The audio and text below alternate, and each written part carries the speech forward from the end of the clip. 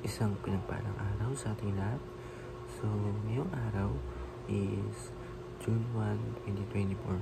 So, ngayon is simula ng panibagong buwan ng ating taon ng 2024. So, ngayon is ipagpapatuloy lang natin yung ating nasimulang series ng ating devotion. So, bago natin talakayin yung ating series ng ating devotion, is muli muna nating balikan yung ating naging series na itong last week para doon sa mga tao na bago lang na tagapanood at tagapakinig ng ating talakayan. So, yung tatalakayin natin ngayon na nakaraang series ay Warrior Club. So, Warrior Club, sino bang tao or sino man yung hindi ipaglalaban kung talagang mahal mo. Pero pinaka-best example nito is ang pagmamahal ni God sa atin. So imagine, yung isa niyang anak ay hinantulutan niya na maghirap, ipako sa krus, mamatay dahil sa hindi naman niya kasalanan, na dahil sa kasalanan natin. So grabe yung pagmamahal sa atin ni God. So para maligtas tayo is inano niya yung anak niya na si Panginoong Kristo. So yung series naman natin talakay ng araw ay God's Catalyst in Shaping History. So catalyst, ito yung pwedeng sitwasyon, tao na ginamit ni God para baguhin isang sitwasyon or pangyayari. So, example nito is si Jesus Christ. Na simula ng bata tayo, wala tayong alam. Nanganak tayo, tuturuan tayo. Pero habang lumalaki tayo, is inaaral natin yung Bible, salita ng Diyos, at kinikilala natin kung sino si God.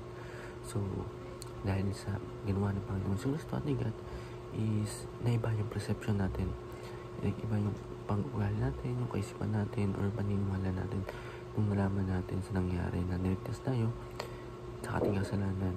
Siya yung parang ito yung naging pangyari or naging ginamit ni God para catalyst or shape or binago niya yung takbo ng ating history o ng panahon ng buhay natin. So, ang Bible verse na tatalakay natin ngayong araw ay Acts chapter 9 verse 15 to 16. Ang sabi dito, "But the Lord said, Ananias, go. This man is chosen instrument to proclaim my name to the Gentiles and their king, and to the people of Israel. I will show him how much he must suffer my name."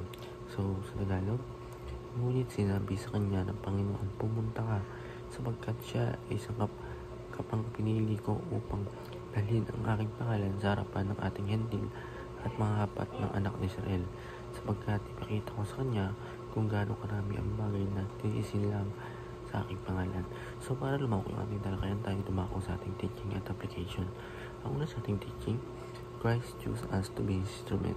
So pinili tayo ni Christ para tayo mag-instrument, para gamitin tayo, para ipakilala sa kanya yung mga salita, ipakilala sa iba yung salita ng Panginoon.